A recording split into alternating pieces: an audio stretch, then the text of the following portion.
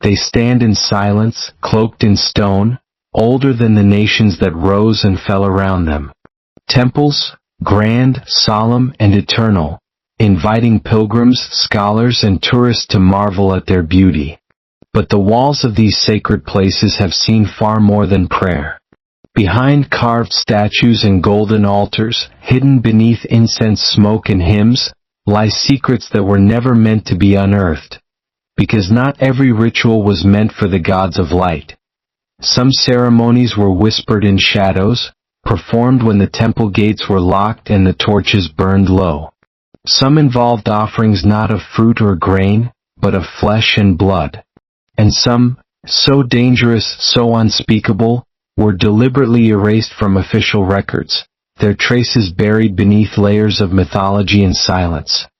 Ask yourself this: why do so many temples across the world share certain sealed chambers accessible only to the highest priests? Why do ancient inscriptions warn of rites that must not be spoken, or must never again be performed? What did these rituals summon or silence, that rulers feared would unravel their entire civilizations if brought back into the open? Tonight, we go beyond the stone facades and gilded statues. We descend into crypts where human screams once echoed, walk past sanctuaries that reeked not of incense but of burnt flesh, and uncover ceremonies believed to bend the laws of life and death. You will hear of temples where shadows moved on their own, where rituals promised kings immortality but left entire cities cursed, where priests claimed to drink directly from the veins of their victims in order to touch the divine. But be warned. Once you hear of these rituals, you may never look at a temple the same way again, because for every sacred hymn sung to the heavens, another was whispered to the abyss, and the question remains, what if some of these forbidden rites were not destroyed, but hidden, waiting to be performed once more? This is 11 Dark Rituals Hidden in Sacred Temples. High in the Peruvian Andes, long before the rise of the Inca, there stood the Temple of Chavan de Huántar, a sprawling complex of stone passageways, echoing chambers, and monolithic carvings.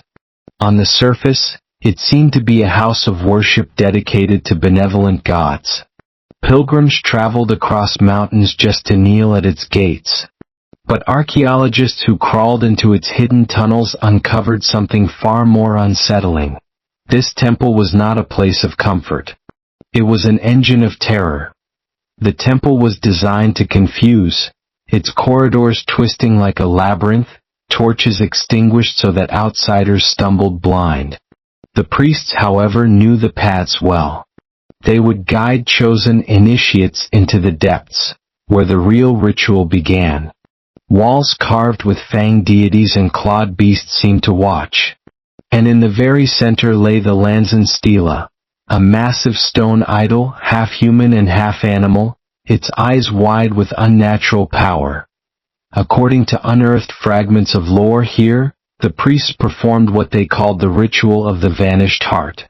The initiate would be drugged with hallucinogens made from San Pedro cactus, plunged into delirium. As their minds spiraled into visions, they would be placed before the idol. And then in the dark, their chest was cut open. The heart, still beating, was raised toward the stone god, and the priests whispered that the idol itself would consume its spirit. But there was something stranger still. The temple's drainage canals, once thought to carry away rainwater, showed traces of blood. These channels were designed to echo with sound, amplifying the screams of victims so that those outside believed the gods themselves were roaring. The temple was not only a place of sacrifice, it was a theater, where the cries of the dying became divine proof of the gods' wrath. What chills modern scholars is not just the brutality, but the intention. Victims were not chosen randomly. Many were elites, political rivals, individuals of influence, delivered to the temple under the guise of sacred initiation. Their disappearance was hidden in myth. The people were told, the gods took their hearts. In reality, it was the priests consolidating power through blood and fear. And yet there are hints that even the priests feared what they invoked. Carvings show strange hybrid figures, half man, half jaguar, twisting in agony. Some researchers believe the ritual was meant not only to appease gods, but to merge humans with divine beasts in a transformation rite. Did the priests believe consuming hearts fed them power beyond human comprehension? Or was the temple itself, its labyrinth, its carvings, its acoustics, constructed to channel something darker that fed on those sacrifices? Visitors today report an unsettling sensation when standing in the tunnels. Dizziness, a strange heaviness in the chest as though something is pressing down upon them. Guides often whisper that the walls are still thirsty, that the rituals performed centuries ago have not fully faded, only slumbered. The heart, they say, never vanishes completely. High on the serrated cliffs of Catalonia, Spain, sits the monastery of Montserrat, a sacred site famous for its Black Madonna, a darkened wooden statue of the Virgin Mary cradling the infant Christ. Pilgrims come from all over the world to kneel before her, believing she blesses the barren with fertility, grants strength to the sick, and whispers divine protection into the ears of the faithful. But hidden beneath the layers of devotion lies a secret that the Church never wanted written, a ritual wrapped in shadows and whispered in fear by monks who served centuries ago. The earliest records of Montserrat tell of a Madonna that was not carved by human hands. Locals claimed it was found in a cave, glowing with an otherworldly light. But here's where the story grows dark. The statue was not merely a holy object, it was a vessel. Legends say that before the Christians claimed the site, the cave was sacred to an older cult, one that worshipped a goddess of blood and earth. To them, the figure was a fertility idol, carved not of ordinary wood but mixed with ash and blood from sacrifices performed in the cave. When Christianity spread, the old goddess could not be erased. Instead, she was reborn as the Virgin. The idol was renamed, redressed, but beneath the new prayers lingered an ancient hunger. And the monks who guarded Montserrat knew this. In documents now hidden deep in church archives, there are accounts of secret rites performed when famine struck, or plague decimated the land. On those nights, the Black Madonna was carried into the caverns. Candles were lit, chants rose in forgotten tongues, and a sacrifice was made. The ritual was brutal but precise. A young woman, chosen for her purity, was veiled and brought before the Madonna. Her blood was spilled into a bowl placed at the statue's base. The monks believed the idol required this offering to awaken its hidden light. Afterwards, they swore that the statue's face glowed faintly in the dark, and by morning rains would fall or sickness would retreat. Some scholars dismiss these stories as local superstition, but traces remain. In 1881, restorers examining the statue noticed small reddish stains embedded deep within the cracks of the wood, stains that did not fade even after cleaning. Chemical analysis was quietly halted, the samples mysteriously lost. To this day, the Church insists the Madonna's color comes only from age and smoke. But the people of Montserrat whisper otherwise. They say that every spring just before Easter, the statue grows warm to the touch, as though pulsing faintly like flesh. Pilgrims press their hands against her robes, seeking blessing, not realizing they may be touching the last echo of blood spilled long ago. Even stranger is the testimony of mountain climbers who've slept in the caves beneath the monastery. Many claim to hear soft singing in the night, feminine voices rising from the stone. Others speak of seeing a dark-robed figure walking the cliffs, cradling something in her arms. When approached, the figure dissolves into mist, leaving only the scent of iron in the air. What if Montserrat's Madonna is not merely a statue but a mask, concealing the persistence of an ancient blood goddess? A being fed for centuries under the guise of Christian worship. If so, then the Black Madonna does not just bless the faithful, she remembers. Deep in the folds of Mount Parnassus, where the air is heavy with pine and stone, lies the ancient sanctuary of Delphi. To the outside world, it was the holiest site of Greece, the seat of Apollo's oracle, where kings and generals came crawling on their knees, desperate for prophecy. Yet beneath the marble temples and golden offerings, beneath the smoke of incense rising into the mountain air, there existed a ritual so unsettling, so drenched in venom and blood, that even the priests of Apollo whispered of it in terror. The temple of Delphi was famous for the Pythia, the high priestess who delivered Apollo's words in trance. But the origins of her power stretch further back, before Apollo ever set foot in the midst of man. Long before the god of light, Delphi was a shrine to Python, a monstrous serpent said to dwell in the fissures below. To keep his presence at bay, the early priestesses practiced a secret rite known as the Rite of Serpents. When the sun dipped below the mountain and the sanctuary closed, the Pythia would descend into the Adaton, the inner chamber where vapors rose from cracks in the earth. There, in the choking fumes, a basket of serpents was brought forth. Not harmless garden snakes, but vipers bred in the caves for generations. Their scales glistened like oiled bronze in the torchlight. Their hiss filled the chamber like an unearthly choir. The Pythia would kneel among them, stripped of garments, her body painted with ochre and ash. One by one, the snakes were allowed to coil across her arms, her legs, her throat. Their fangs pricked her skin, releasing venom in measured doses. The mixture of poison and hallucinogenic gases drove her into a frenzy, her eyes rolling white, her voice shrieking and breaking into tongues not spoken by mortal men. The priests who surrounded her would record every word, convinced it was the voice of Apollo. But here is the secret. Those closest to her knew that the oracle's visions were not the gift of a god, but the hallucinations of poison and the whispers of Python itself. The serpents were not mere symbols.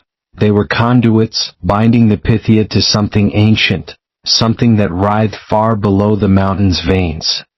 Some accounts claim the sacrifice of animals, and at times humans, was required when the oracle's strength waned. Blood would be spilled into the cracks of the earth, where it vanished without a trace, as though something beneath was drinking it. Afterward, the serpents grew restless, striking harder, and the Pythia's trances became darker. Visions not of Apollo's radiant will, but of fire, famine, and endless shadows swallowing the world. Travelers spoke of meeting priestesses whose veins carried a strange hue, their eyes a milky yellow that caught the torchlight like reptilian slits. These women lived shorter lives, their bodies breaking down under the constant venom, but in their final moments, they were said to smile as though reunited with something eternal. The Christians who later conquered Greece claimed Delphi was silenced by God, its oracles banished. But mountain villagers tell a different story. They believe the serpents never left. On moonless nights, hikers claim to hear hissing echoing through the ruined stones. Some insist they've seen a pale woman with serpents crawling across her shoulders, standing in the doorway of the old temple, watching silently as though waiting for someone brave, or foolish, enough to enter. Perhaps the oracle of Delphi was never Apollo's voice at all. Perhaps the true power of the sanctuary was not prophecy, but a pact, a ritual agreement sealed in venom, where humans fed the hunger of the serpent below in exchange for glimpses into tomorrow. And if that serpent still coils deep in the mountain's roots, perhaps Delphi's silence is not the end of prophecy, only the pause before the whispering begins again. High in the Peruvian Andes, long before the rise of the Inca, there stood a temple complex known as Chavin de Huántar. Today its stones lie half-buried, weathered by rain and time, but to the people who once entered its halls, it was a living labyrinth. A place where shadows breathed, walls whispered, and rituals of unspeakable darkness carved themselves into the minds of those who dared participate. Archaeologists speak of its strange design. a maze of corridors, stairways, and chambers carved into the mountain. But the true mystery lies in its acoustic engineering. The stone tunnels were crafted to bend sound into impossible shapes. A single conch shell, blown deep within the temple, could make the entire complex roar like a jaguar. A whispered chant could split into dozens of phantom voices, circling the listener until they no longer knew which sound was human and which was divine. The priest of Chavin mastered this science of sound, turning it into a ritual weapon. Initiates, chosen from surrounding tribes, were brought into the labyrinth blindfolded. For 3 days they were deprived of food, water, and light.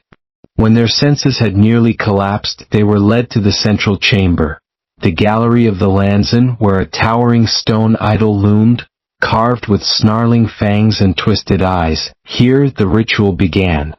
Priests hidden in corridors blew their conch shells, their calls echoing until the chamber shook like the growl of a beast. Others whispered hymns into the stone ducts, and their voices scattered into the ears of the initiates like a swarm of invisible spirits. The sound did not just fill the temple, it crawled inside the skull, echoing against bone until madness began to stir. But this was not just psychological torment. Accounts carved into stone fragments suggest that hallucinogenic plants were forced upon the initiates. San Pedro cactus, rich in mescaline. As the drug opened their minds, the echoes grew into living things. The walls wept. The idol's eyes spun in the shadows. The very stone seemed to breathe. The climax of the ritual was known as the Chamber of Echoes. Here, initiates were forced to kneel before the Lanzan, the Fang deity who demanded obedience. Priests would chant a single phrase in unison, low, guttural, endless. As the sound reverberated through the labyrinth, the initiates reported hearing the god itself speak back.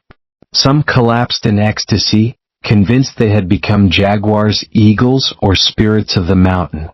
Others clawed their faces raw, trying to escape voices that would not stop screaming inside their skulls.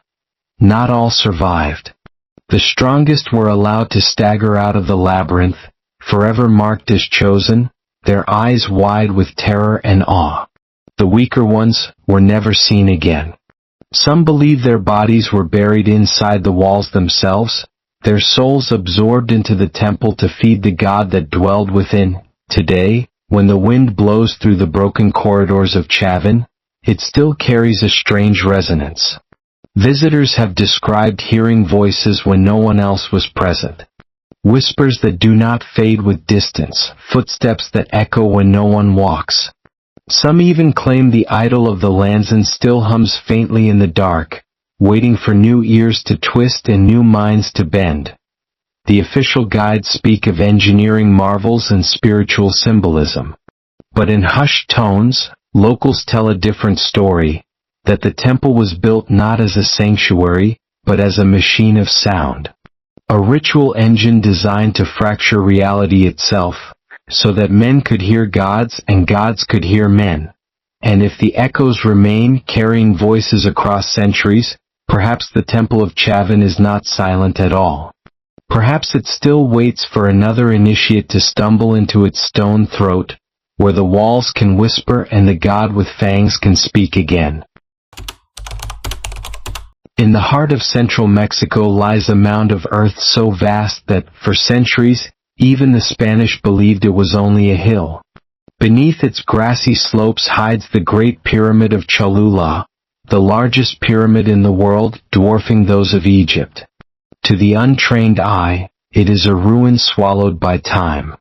But to the priests who once walked its summit, it was the stage for a ritual that turned the entire pyramid into an altar of blood. The ancient city of Cholula was a thriving religious center, its pyramid crowned with temples that reached toward the sky. Here, gods of fire, rain, and war demanded their due. The most feared of them was Quetzalcoatl's shadow, the feathered serpent's darker aspect, a deity who required not offerings of maize or flowers, but life itself. The ritual began at dawn. Captives from rival tribes were marched up the steep staircase of the pyramid, bound in ropes, their faces painted with lime and soot. Drums pounded in rhythms that rattled the bones, echoing across the valley like war itself had descended. As the sun struck the top of the temple, the priests, clad in feathered cloaks and obsidian masks, began their chants. The victims were not killed in secret. The sacrifice was a spectacle, a performance meant to feed both God and city. In front of thousands, the priests laid each captive across the altar stone of obsidian. With blades sharp enough to slice bone, they tore open the chest and offered the still-beating heart to the sky. The body was cast aside, tumbling down the pyramid staircase. But here lies the darkness that few speak of, the blood staircase. Accounts from Spanish chroniclers, horrified but compelled, describe how the steps of Cholula became slick with rivers of crimson. Dozens, sometimes hundreds, were sacrificed in a single day, until the entire staircase flowed red, a waterfall of human sacrifice visible for miles. The bodies piled at the base, and the stench of iron and death filled the air. The ritual was not only death, it was transformation. Blood was believed to be the fuel that kept the cosmos alive. Every drop that splashed on the pyramid stones was thought to nourish the earth, ensuring crops, rain, and victory in war. To deny the gods their share was to invite ruin, but the darkness of Cholula's rites goes deeper still. Whispers preserved in Nawa oral traditions tell of nights when sacrifices were not captives at all, but the city's own children. Their small bodies were carried up the stairs, their tears silenced by drums, their blood poured out to summon rain in times of drought. Archaeological digs at Cholula uncovered tiny bones, buried in ceremonial pits near the pyramid, offered to gods who demanded not just strength, but innocence. Even the earth seems to have absorbed the memory. Locals say that when heavy rains fall, red streams sometimes trickle from the pyramid's slopes, staining the ground like the steps once were. Scientists explain it as iron-rich clay leaching into the water. But the people of Cholula whisper differently, that the pyramid bleeds because the stones remember. The Spanish, horrified by what they witnessed, destroyed the temple at the summit and crowned the pyramid with a church. Yet even beneath its cross, the whispers remain. Some claim that if you stand on the staircase at night, when the city sleeps and the wind is still, you can hear faint drumming from the earth below. And in that sound, the echo of screams carried up to the gods. Long after the priests who cut open chests turned to dust, the great pyramid of Cholula still stands, silent under its grassy disguise. But to walk its steps is to tread on the altar of a ritual that once painted the world red. A ritual that promised survival through death, and bound an entire people to the river of blood that kept their gods alive. Hidden in the steaming jungles of Cambodia stands Angkor Wat, the colossal stone city built by the Khmer Empire. Its towers rise like lotus buds into the sky, its walls carved with endless tales of gods, demons, and wars that seem larger than life. To the modern traveler, it is breathtaking, a wonder of devotion and engineering.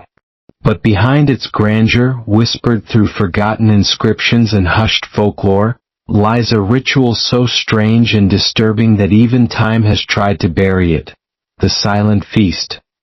Unlike sacrifices of blood or fire, the silent feast was not a ritual of spectacle. It was a ritual of absence. Absence of sound, absence of mercy, absence of humanity itself. The feast began not in the temple but in the villages surrounding Angkor. At the turning of the season, when drought threatened the rice fields or war drew near, priests of the god Vishnu, or perhaps his shadow twin Yama, lord of the dead, would arrive in silence. They wore white robes stained with turmeric, carrying no weapons, no chains. Their command was not shouted, but written on palm leaves and nailed to doors.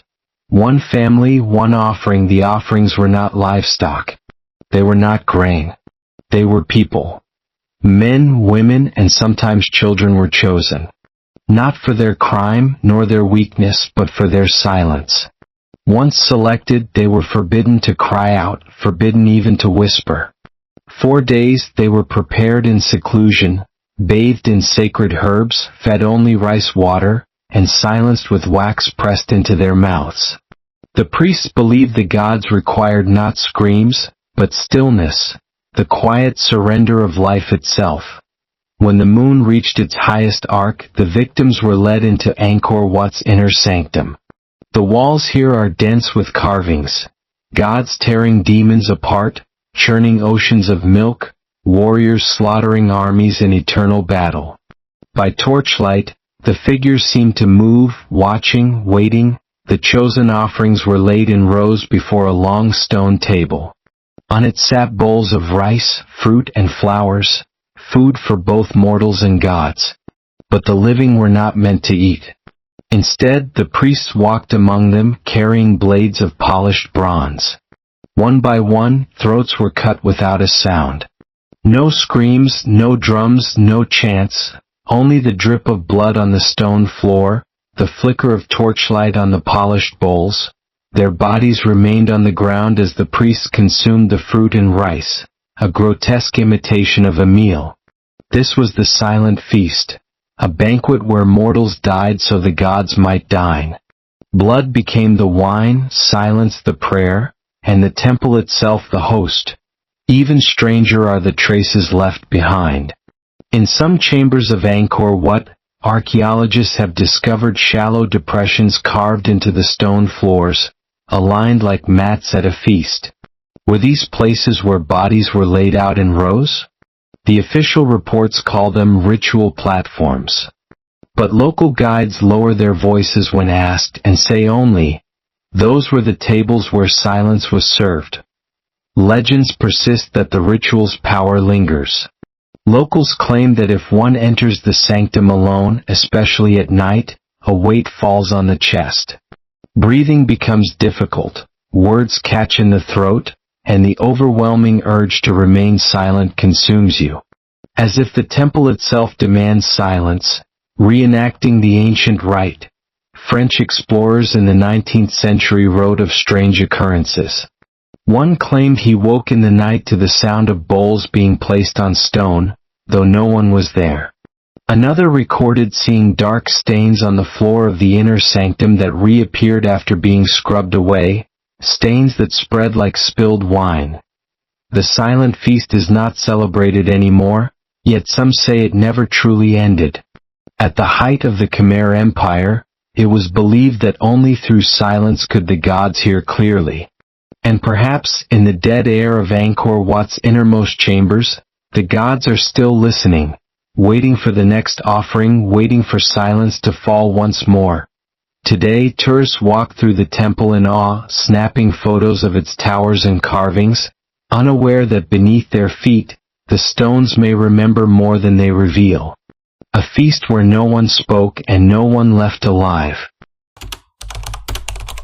High in the mist-laden Andes of Peru lies the ancient temple of Chavan de Huántar, a labyrinth of tunnels, plazas, and carvings older than the Inca Empire itself. Archaeologists describe it as the cradle of Andean civilization, a place where people came not only to worship but to be transformed. Yet within its walls, beneath the gaze of feline gods carved in stone, lies the memory of a ritual so terrifying that even the mountain winds seem reluctant to whisper it. The blood staircase. The temple is a maze of underground corridors. Walls are etched with faces that shift between human and beast, their mouths twisted in silent screams. These carvings are not decoration, they are records. They depict initiates undergoing a ritual that blurred the line between sacrifice and transformation. The heart of this ritual was a staircase, carved from black granite, its steps worn smooth from centuries of use. Locals believe it was not merely a passage between levels of the temple, but a sacred stage for offerings. Here, blood was both currency and scripture. According to oral traditions passed down in the Quechua tongue, during nights of storm and festival, the chosen were brought before the staircase. They were often warriors captured from rival tribes, or even initiates who had failed the trials of the temple. Shamans, dressed in jaguar skins and wearing bone flutes around their necks, would guide the victims to the base of the stairs. The ritual began with sound, the deafening blast of conch shells echoing through the corridors. The flutes joined in, shrill and haunting, until the temple itself seemed alive with the cries of both man and beast. Shadows from the torchlight flickered across the carvings on the walls, faces that looked human from one angle and monstrous from another. Then came the offering. Victims were cut across the chest or throat, their blood collected in bowls of carved stone. But the blood was not discarded. It was poured deliberately down the staircase, each step darkening as crimson rivers flowed, one stair after another, until the entire staircase became a descending torrent of sacrifice. This was not done in chaos, it was precise. The priests believed the staircase was aligned with cosmic pathways, that each step represented a boundary between worlds. To cover the staircase in blood was to feed the gods who lived beyond those boundaries, ensuring the balance between life and death, fertility and famine. Archaeological excavations have uncovered channels carved into the stone, grooves running along the edges of the staircase. Officially, these are called drainage systems. But what were they draining? Some suggest rainwater. Others, more daring, whisper they were meant for blood, to keep the ritual flowing without flooding the chamber. Eyewitnesses from later cultures describe visions induced at the temple. Those forced to drink hallucinogenic brews before the ritual claimed to see the carvings move, their mouths opening wide as if to lap at the blood pouring down the steps. Some reported hearing footsteps long after the sacrifice ended, wet, dragging sounds as though unseen feet still walked the staircase coated in blood. What makes the blood staircase particularly eerie is that it was not only about death, it was about transformation. Some initiates survived, their bodies painted in sacrificial blood before being sent back into the tunnels. They wandered in darkness for days, hallucinating, believing themselves half human, half jaguar. When they emerged, they were no longer villagers. They were chosen, living extensions of the gods. But the cost was madness. Even now the staircase remains. Tourists descend it every year, unaware of its history. They take photographs of the walls, oblivious to the faint discoloration on the steps, as if stone had once drunk deep and never fully forgotten. Guides tell only the official stories, about art, architecture, and ceremony. But when asked about the grooves carved into the stone, many grow quiet, their eyes shifting away. They will not say it aloud, but the legend remains. The stairs are still hungry. And when the rains fall, turning the stone slick and red with mud, it is said the mountain remembers. The ritual never ended. The gods of Chavin, carved with gaping mouths and feline eyes, may not be silent. They may still be listening, waiting for blood to find its way down the staircase once more. Outside Athens, hidden in the fertile valley of Eleusis, stood one of the most secretive temples of the ancient world. To the Greeks, it was not merely a temple, it was the stage for the Eleusinian mysteries, rites so sacred that to reveal their secrets was punishable by death. Philosophers, emperors, even common farmers, all were drawn to this sanctuary, chasing visions of immortality. But behind the public face of fertility and rebirth lurked a ritual that no torchlight procession could fully explain. A ritual whispered in fragments, described only in shadows, the silent fire. The temple was built around a central chamber known as the telesterion, a massive hall with rows of stone seats and a single opening in the roof, like a throat to the heavens. Thousands could gather here, yet the deepest moments of the ritual were performed in utter silence. No priest spoke, no audience coughed, no torch flickered without intent. The stillness was overwhelming, like standing inside the lungs of a god. Initiates prepared for months.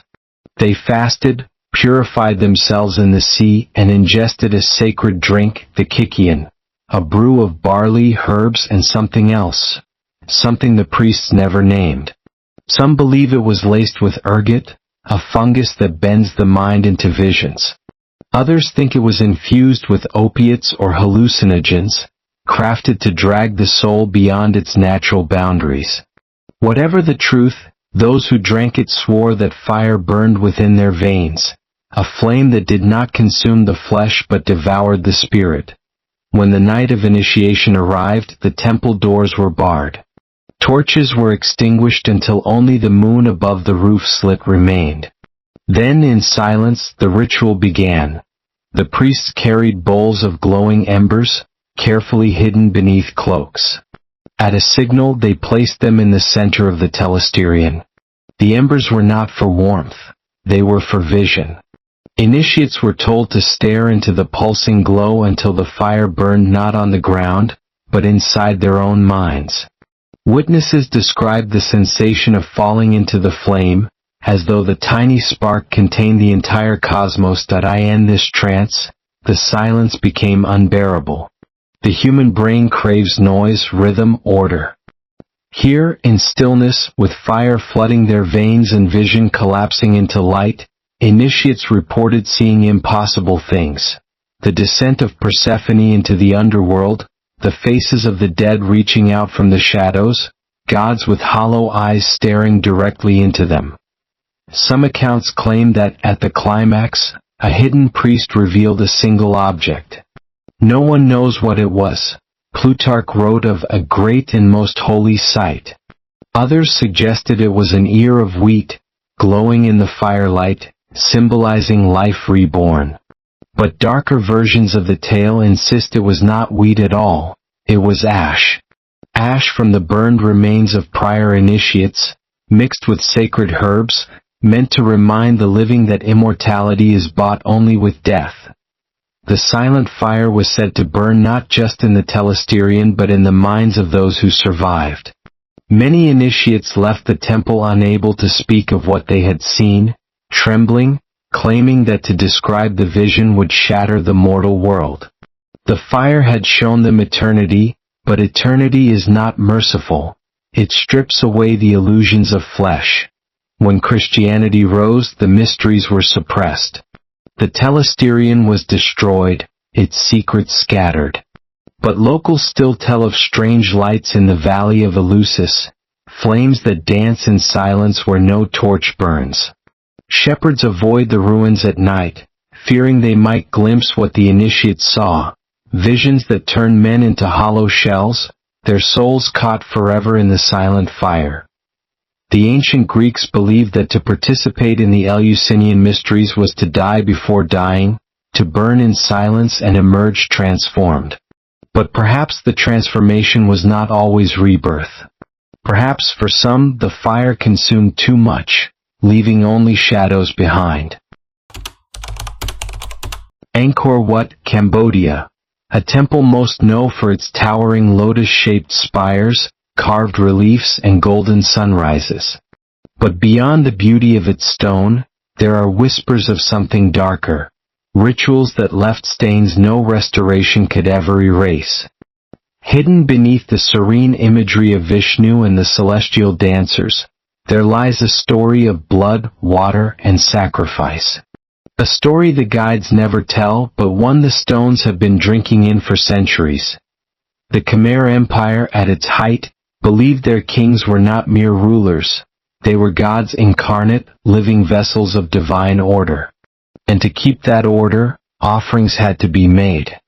Not offerings of incense or flowers, but something far heavier. Human life. At the heart of Angkor Wat lies a series of courtyards and reservoirs, once thought to be symbolic of the ocean surrounding Mount Meru, the cosmic mountain. Archaeologists long assumed these pools were only decorative or used for cleansing before prayer. But old manuscripts, half-burned and smuggled out of the temples before they fell, hint at another purpose. They were altars of water and blood that at night, when the moon shimmered across the sandstone, the priests led chosen victims into the pools. Some were captives of war. Others were volunteers, or so the empire claimed, offering themselves for the eternal glory of the king god. The water, calm and reflecting the heavens, became a mirror of death. The ritual was deceptively simple. The victims were not stabbed nor burned. Instead, they were slowly submerged, their bodies pressed down beneath the water's surface. The priests chanted in unison, their words echoing against the temple's hollow walls, until the struggling stopped. Then, as the bodies drifted beneath the moonlight, a blade was drawn, not to kill but to open veins, letting crimson spill into the sacred water. The pools glowed red in torchlight, reflecting not just the moon but the eyes of the priests who circled them. Each drop was believed to bind the king to the gods, renewing his divine right to rule. The water became a liquid scripture, carrying prayers written in blood. And when dawn came, the pools were drained.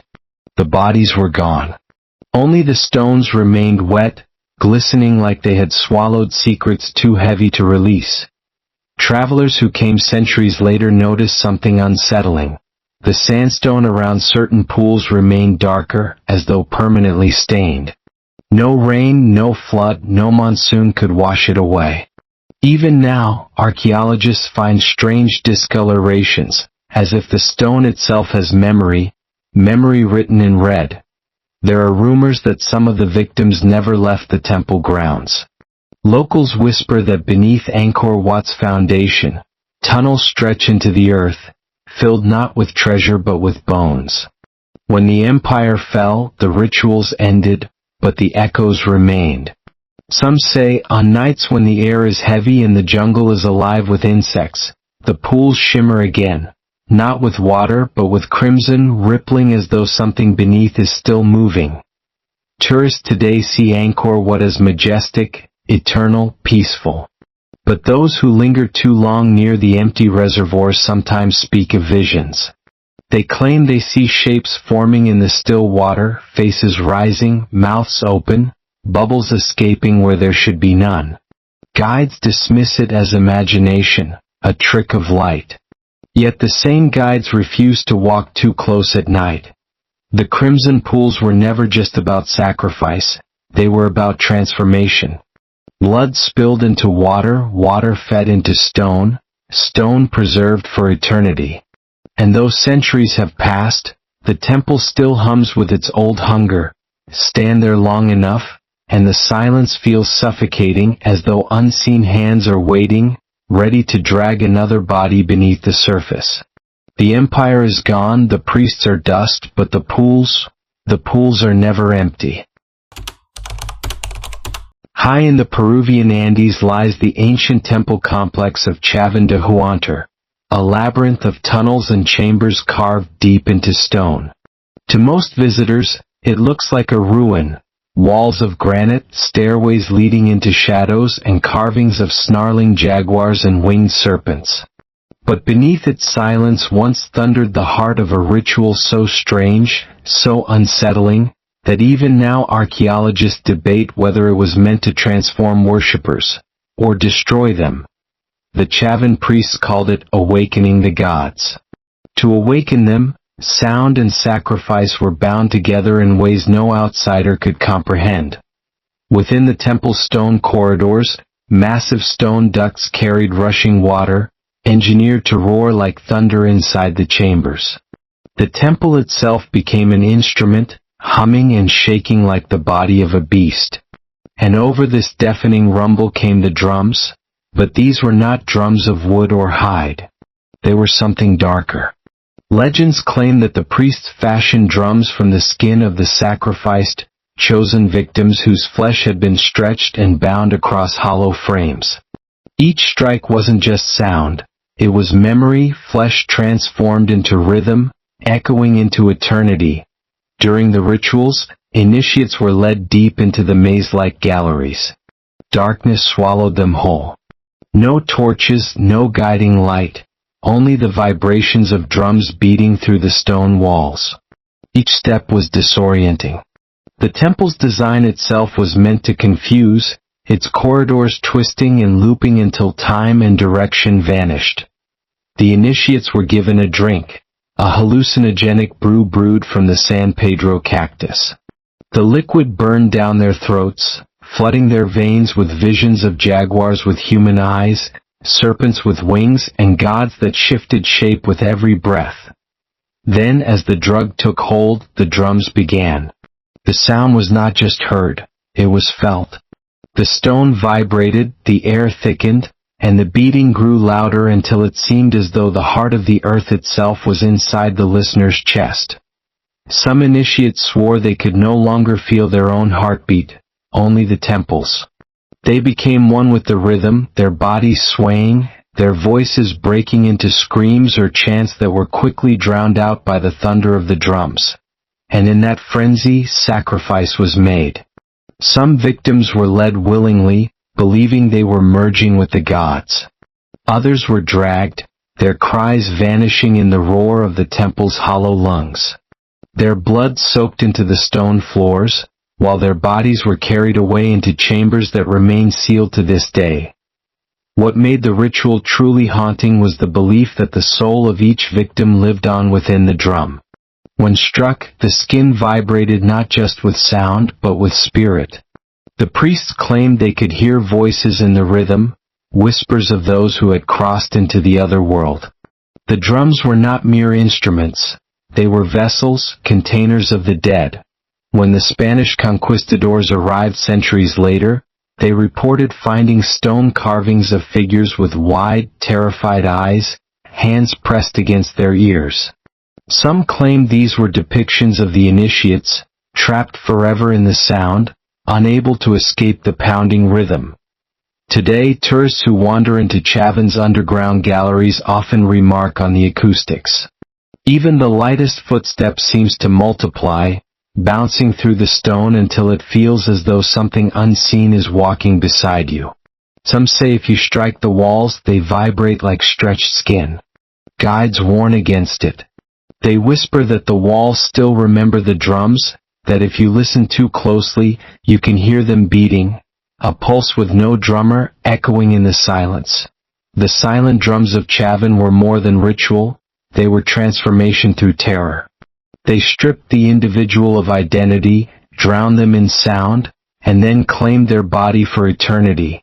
And perhaps if you stand in those tunnels long enough in perfect silence, you'll feel it. A vibration beneath your feet. A sound that shouldn't exist in empty stone. A drum with no hand to strike it.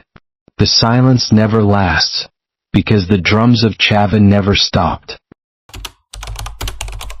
In the jungles of Cambodia, beyond the crumbling towers of Angkor Wat, lies another temple, smaller, forgotten, and nearly swallowed by roots.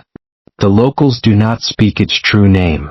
They call it Prasat Kraham, the Red Temple, not for the color of its stone, but for the blood that once stained its walls. Legends say it was built by a sect of priests who believed that gods were not satisfied with prayer alone. Words were air. Offerings of fruit and gold meant nothing. The gods hungered for something heavier, something warm, something that screamed. And so, the temple was fed at the heart of its stone corridors lies a chamber unlike any other.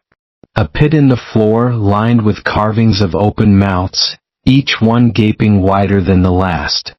Archaeologists who have seen it describe a strange residue on the walls. A mineral red that should not have survived centuries of rain. To the locals there is no doubt. The pit was an altar of flesh.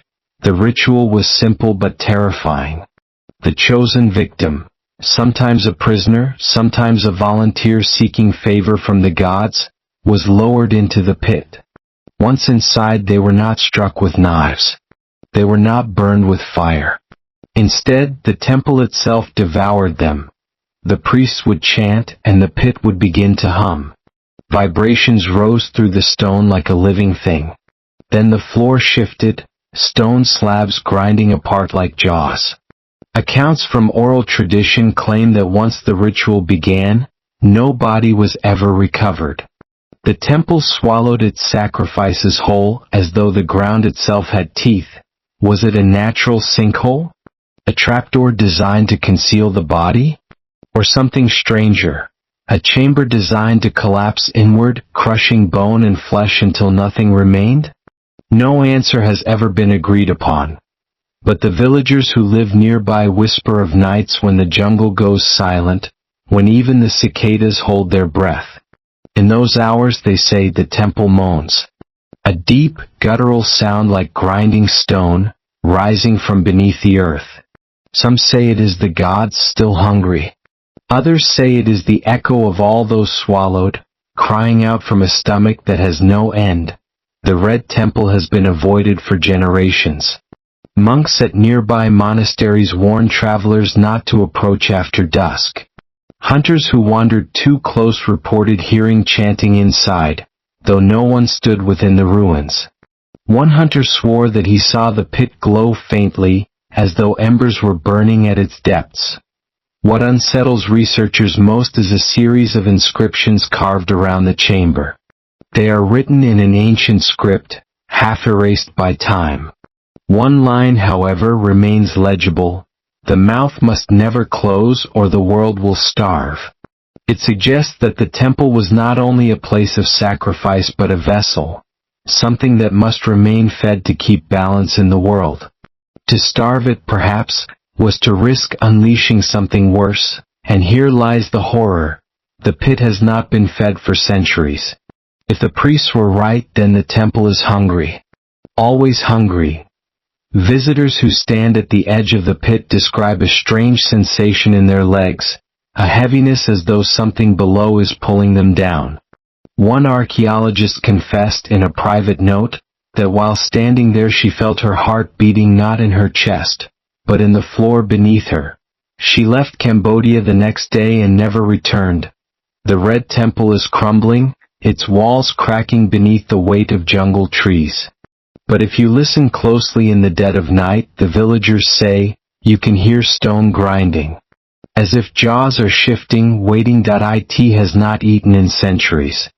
But hunger never dies. And one day, perhaps, when the silence grows deep enough, the temple will open its mouth again.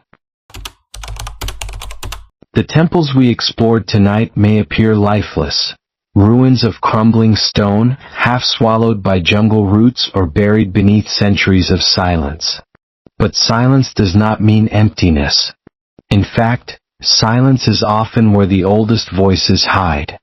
If you lean close enough to the walls, you may hear the faint trace of chanting, the rhythm of steps worn into the stone floors, and the echo of fire crackling against ritual altars. The past is not gone. It is layered, and every sacred site carries those layers, heavy and unbroken. These rituals were not accidents of history. They were designed to endure. Every chant, every offering, every shadowed act was meant to carve itself into the world, to remain long after the flesh that performed them turned to dust. And so they remain, etched into murals, sealed in underground chambers, whispered into the carvings that only reveal their true shapes under moonlight. We tell ourselves we have grown past such darkness, that reason has replaced fear, but the walls of these temples say otherwise. Think about this. When archaeologists pry open sealed chambers, they often describe a rush of air escaping, as if the room has exhaled after centuries of holding its breath. What else might escape in that moment? Something carried in the smoke of long-forgotten rituals, something meant to remain locked away. Were these ceremonies offerings to gods who demanded too much, or warnings to keep something unspeakable at bay? In some traditions, ritual was not worship but containment, a desperate attempt to anchor shadows that threatened to consume entire worlds. That truth blurs the line between sacrifice and survival. And yet, notice how many of these temples were not truly destroyed. Even when invaders toppled the statues, even when kings outlawed the rites, the sites themselves were preserved. Some were buried instead of erased, as if someone believed the ground itself was safer with them sealed inside. As if ending the ritual entirely would unleash what it had once kept in chains. So we must ask ourselves, what really remains inside these hollow sanctuaries? We see stone, moss, and silence. But perhaps something else still waits. A presence tied not to the gods, but to the offerings given in their name. A presence that thrives in secrecy, fed by blood, chant, and fire. And if so, then every step through those temples is not merely an act of exploration, it is an invitation. The question is not whether the rituals are over. The question is whether they are waiting to begin again. So remember this the next time you pass a temple, shrine, or ruin standing alone against the weight of time. Temples do not always belong to gods. Sometimes they are prisons. Sometimes they are warnings. And sometimes they are open doors to something we were never meant to call upon again, and the doors are still there.